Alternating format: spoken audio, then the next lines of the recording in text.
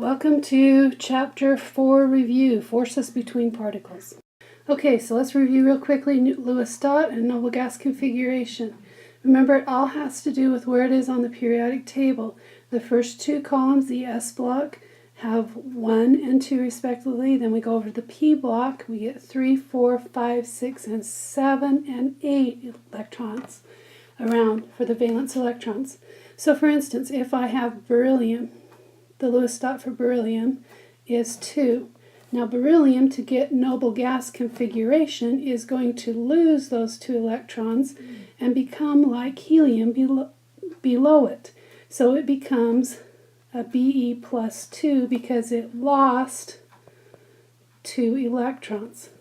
Okay, so remember when we were doing our equation where we had Be will give up 2 electrons. Whoops, sorry about that. Electrons are negative. Electrons and become Be plus 2. So let's take another one. Say that we did sulfur. Sulfur has 1, 2, 3, 4, 5, 6 electrons. Because it has 6, it wants to gain 2 electrons. So gain 2 electrons to become like a noble gas. So we have sulfur, which will add to it 2 electrons to become sulfur with a 2 minus or minus 2 charge. So we need to know that some lose to become noble gas and others will gain. Make sure that you know how to do this, back and forth, lose and gain. It's all about by group. Remember, group 1 will lose, group 2 will lose, group 3 will lose, group 4 let's try that again. Group 14, group 13 will lose. Group 14, which is also group 4 of the A block, can gain or lose. Group 15 or 5 in the P block will gain. Group 16 or group 6A will gain, and group 17 or group 7A will gain. And group 18 doesn't want to gain or lose because it already has 8. Now these ions right here have noble gas configuration. So if you're asked on the test which ones have noble gas configurations, it's what the ion becomes after it's gained or lost electrons to become like a noble gas. So this is noble gas configuration as ions. Okay, you need to be able to write ionic compounds, binary and with polyatomics. This is like the naming stuff that we were doing, only just writing the compound. So say I was given Na and it's going with phosphorus. I need to be able to look at the periodic table and say, oh, Na is in the first group, so it's going to have a +1, and phosphorus is in group 15, which will have a -3 overall charge normally. Now, the common factor here is 3, so to get Na to 3, I need 3 Nas, and phosphorus is already at 3, so I just need one of them. So I'd write that binary compound. Now say that I had a polyatomic that I wanted to do, say aluminum and sulfate. Now they'll give you the compound with the charge, so most often you won't have to worry about that. But you do need to be able to figure out aluminum. Aluminum is in group 13, so it's going to be a +3. Now, common factor here is 6. So remember, how many aluminums do I need to get to 6? I need 2. So I'm going to put Al, 2. How many sulfates do I need to get to 6? Well, I need 3 of them. Since I need more than one, and it's a group, I put it in parentheses and put the number I need on the outside. So you need to be able to write polyatomic and binary ionic compounds. If you're having problems with this, you need to be coming and see me. Okay, you need to be able to do all types of naming. Type 1, Type 2, Type 3, Type 4.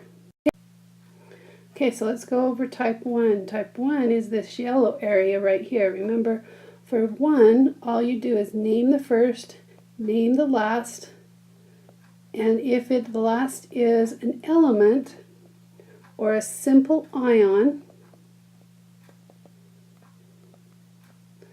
all you do is change the ending to IDE to tell the negative one.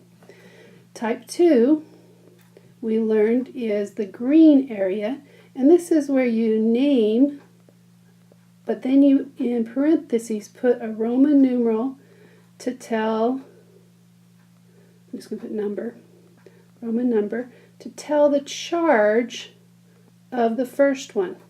So the charge of the positive ion. Then name the second, and the same rule applies. If it's a simple ion, change it to IDE. If it's a polyatomic, just name it. The third type was what we did up here in the red. And this is where we use the mono, the di, the tri, the tetra. So this is where we tell how many of each we have. The only time we use mono, though, is on the second element. And both elements have to be in the red. The fourth type of naming that we learned, and I should put the end caps top and bottom on here, sorry. The fourth type we learned has to do with this blue area up here. And that's when it started with a hydrogen. Remember, hydrogens are acids.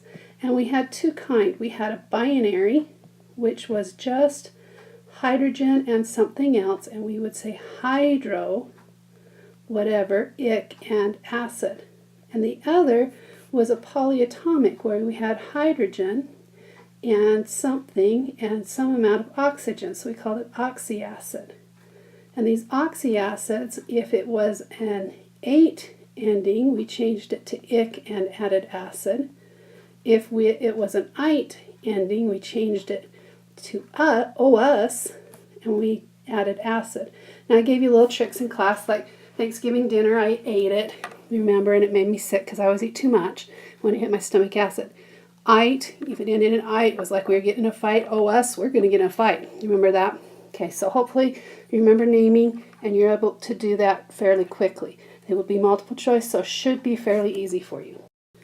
One other thing I wanted to point out with this is that hydrogen is considered to actually slide over and be over here. So it's considered to be a covalent bond. So the ionics will be the yellow with something in the red, or the lower part of the green in the P. And polar covalent will be both basically here in the green area with something in the red here. Those are polar covalent. And as they get closer together, these binary number 3s, those are considered more covalent. Now, the difference that we want to worry about between polar covalent, ionic, and covalent is erase that. 0.4 and below is considered covalent. Okay, so covalent. 0.4 to 2.1 is considered polar covalent. And above 2.1 is considered ionic. So that's just a general rule of thumb. Remember that we have the trend between francium all the way up to fluorine, francium being the lowest electronegative and fluorine being the most electronegative. So the closer you get together, closer to get the two elements together, the lower the difference is going to be. So the more covalent it's going to become. The farther apart the elements are on the periodic table, the more ionic it becomes. So hopefully I haven't written too much on this slide and you can follow me. I'm just going to reiterate again what I had on the other side. Between francium and fluorine, francium is the lowest electronegative and fluorine is the highest. So again, if your elements become closer together, say I had here and here, I've got polar covalent. But if I now change and I've got one here in the S and one here, then I'm probably more ionic. And then if I get, the closer I get together, maybe I have two right next to each other, I'm probably looking at covalent. Remember the difference, 0.4 and below is considered covalent. From 0.4 to 2.1 is considered polar covalent, and depending where you are on that is how polar covalent you are. Okay, and then above, let's do it this way, above 2.1, that's considered ionic. Okay, now let's talk about covalent. Covalent is considered a sharing bond. Okay, so covalent we consider a sharing bond. Neither one is strong enough to pull the electrons away from the other, so they share them. Polar covalent just means that one has a little bit more pull than the other. When I look at ionic compounds, remember ionic compounds actually set up in a lattice structure where I have a plus, a minus, a plus, a minus, a plus, and then a minus, a plus, a minus, a plus, a minus, and a plus, a minus, plus, a minus, and a plus. So what happens is it doesn't conduct electricity or anything in the solid state. So this is considered the solid. But as I turn it into aqueous solution or dissolve it in water, then my pluses and my minuses are no longer arranged, and so because of that, they can move wherever, and they can carry a charge. So one more time, covalent is between close electronegatively, close elements that have close electronegativity, and so when their difference is taken, we end up in this 0.4 or below range. Ionic is where we end up in the 2.1 and higher, and polar covalent is in between.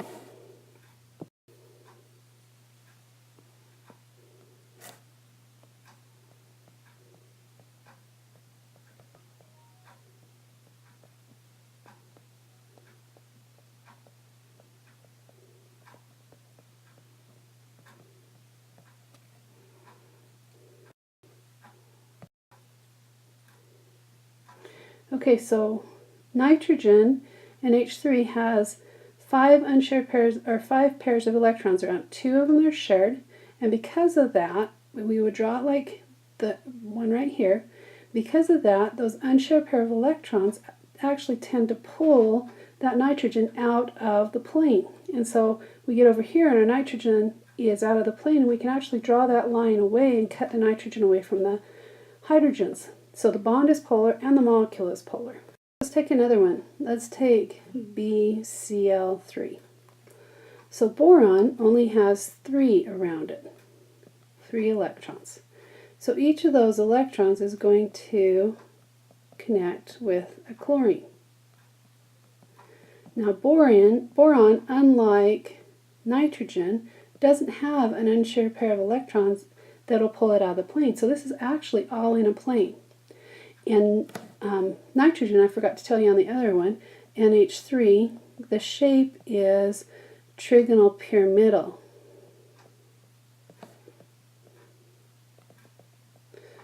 This one right here, because it's all in a plane, is known as trigonal, or trigonal, depending on how you put your emphasis, planar.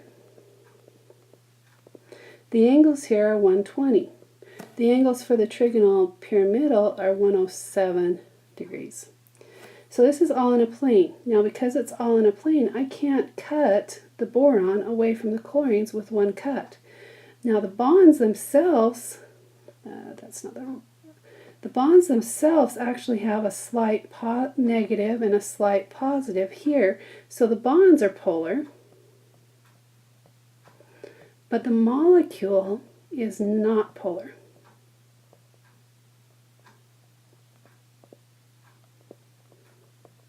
Yeah, it's no polar.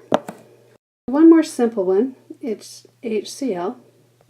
So if I do HCl, I just have hydrogen attached to a chlorine. Simple linear molecule. The bond is polar. And the molecule is polar because I can cut it in half and get the hydrogen away from the chlorine. So very simple molecule, polar, molecule, polar. Okay, let's look at drawing a shape of a molecule that is not simple. So let's take and do C2H4. Remember, we're going to look at each of them and see, okay, well, on each carbon, I'm probably going to have 2 hydrogens. So let's see what happens if I put 2 hydrogens on each carbon. So carbon has 4, and hydrogen has 1. So I'm going to have a hydrogen here, and a hydrogen here, and a hydrogen here, and a hydrogen here. Well, that still leaves 2 on each of these unshared, so they're going to have to share this one, and they're going to have to share this one. So if I redraw that, I'm actually going to see C double bond C with H's coming off, and they're going to go at a 120 degree angle because they want to be as far apart from the bonds as they can. And this is what we're going to see. So the angle is going to be 120. And now what I'm going to say is I've got 4 single bonds, and I've got 1 double bond. And these are covalent bonds because carbon and hydrogen are so close that they're going to actually be a covalent bond. So 4 single covalent bonds and 1 double covalent bond. Let's do another one. Okay, this time each carbon is only going to get 1 hydrogen. Okay, so we're going to divide them evenly. So the carbons have 4 around them. We're going to do the same thing we did last time. And the hydrogen is just going to bond with 1 of those. That leaves 3 that are going to have to be shared. So that means the 3 that are going to have to be shared are going to end up being a triple bond. So I'm redrawing C, triple bond C with an H coming off and an H coming off. The angle is 180. And this time I would say I have 2 single covalent bonds, and I would have 1 triple covalent bond. Forgot to finish the bond, sorry. Okay, so hopefully that helps you there. Fairly simple to do. Remember that each atom, no matter what, wants 8 valence electrons. So whether it has to still to get them or share, so share would be covalent, and give take would be ionic. So they want those 8 valence electrons, the outer octet. Remember that. Another fancy way that you could say give and take is donate and receive. Oops, E-I-V-E. That's a fancier way to say that. Okay, this is a tetrahedral shape, and for the most part tetrahedral shapes are nonpolar, but you gotta think of it like scientists do. Sometimes if a tetrahedral shape can be polar. For instance, if I have a central thing and something's coming off like this, where I have not the same things coming off, then I can definitely take, and my H's are going to end up being my positive or slightly positive side, and my chlorine is going to be my slightly negative side. So a tetrahedral shape can be a polar molecule. I can also take, and if my tetrahedral shape has 4 molecules, or 3 molecules attached to it, but the 4th one is an unshared pair of electrons, then it can also be polar. So nonpolar for the most part, but watch out, it can be polar. So let's look at some other shapes. Okay, a bent shape for the most part is going to be polar because I can always cut it. Let's look at another shape.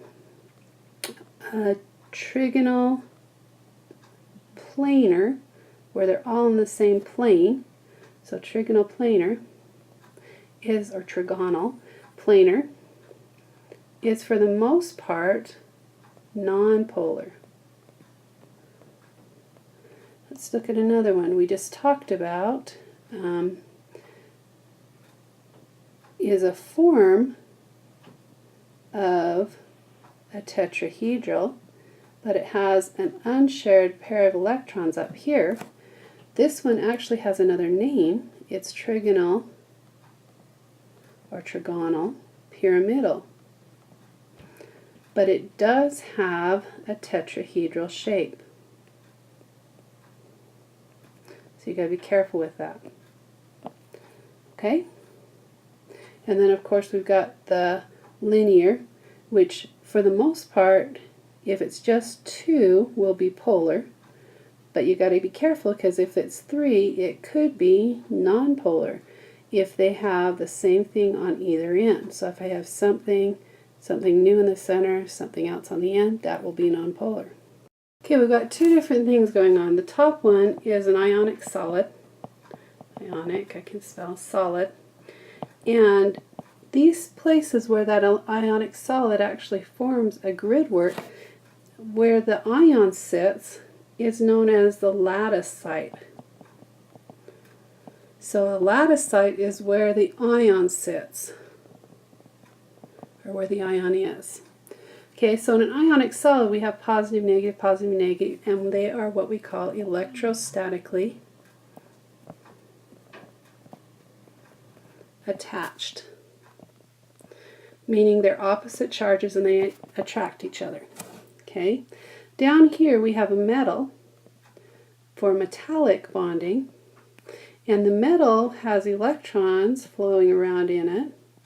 Remember, these electrons are mobile, and because they're mobile, they just go wherever they're needed, and because of that it conducts electricity, because of that conducts heat, because of that you have luster. All those things are going on in metallic solid.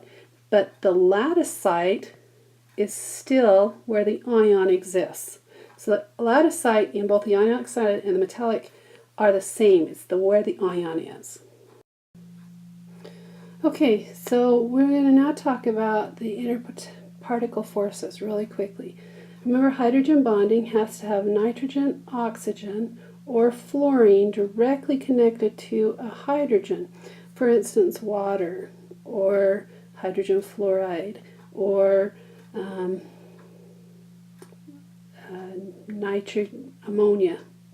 Okay, there's lots of different things, but it's going to connect by the charges and actually form a hydrogen bond. Remember, like water will get larger because of hydrogen bonding when it freezes. It also has a higher melting point and boiling point than others that don't have hydrogen bonding. So this is fairly strong. So as far as forces are considered, this is considered strong. In fact, some people actually consider it a bond, and that's why hydrogen bonding instead of just a force. Now, dipole forces are just that. I have a slight positive side and I have a slight negative side, and because of that, I have poles. And the poles attract each other, and this one is the medium strength one, if you want to think of it that way. So the boiling point is high, but not as high as hydrogen bonding, and the freezing point is a little bit lower, but not as low as hydrogen bonding. And the last one is the dispersion forces, and the best way I can do this is basically as the electrons are going around, sometimes we end up with a lopsided molecule, and that when it becomes lopsided, we end up getting a slight negative side and a slight positive side. The bigger the molecule, the more chances that we have that they're not evenly distributed around the atom, and so we get a negative side and a positive side. And the dispersion force also forces some poles, and this one is low as far as strength, except as you get to the heavier elements. As you get to the heavier elements, it actually becomes stronger.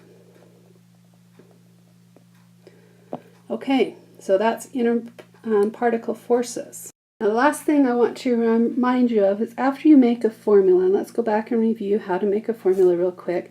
Say that I had magnesium, and say that they wanted me to put it with permanganate, MnO4, as a -1 charge.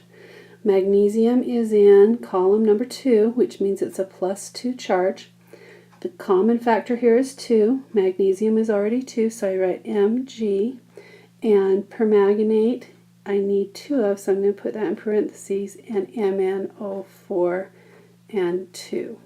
Okay, so you're going to want to take your calculator because they will then want you to add up the mass of that. So you're going to have to say, okay, there is 1 magnesium, and magnesium weighs 24.305. there are 2 manganeses, and manganese weighs 54.938 on average, and I'm going to have to take and times that by 2. And oxygen, 4 times 2, so I'm going to have 8 of those, and that's 15.999. And you're going to need to add that up to 5 significant figures and pick the right answer. We've done this before. It's not a big deal. I want you to make sure that you're comfortable with it. You got to make the formula right first, though. So make sure you're balancing your charges. Remember, you have to have the same number of as positive as negative. So when you add those together, remember we times that manganese charge by 2, and that was a -1. That has to equal 0. Has to. Okay, so make sure that it does before you go and add it up. Other than that, I think you're going to be great. Remember, as you go closer to fluorine, as the elements are closer together on the periodic table, the bond polarity is small. As they get farther apart, the bond polarity gets greater. Just like when we did the covalent versus ionic, the bond polarity follows that. So I think that's the last that I need to tell you about for your test. Study hard. Make sure you bring a 3x5 card. Remember, you only get one side of that 3x5 card. Don't forget your ID and your password and all that stuff so we can get on and get off and be done. Okay? We'll see you in class. Good luck.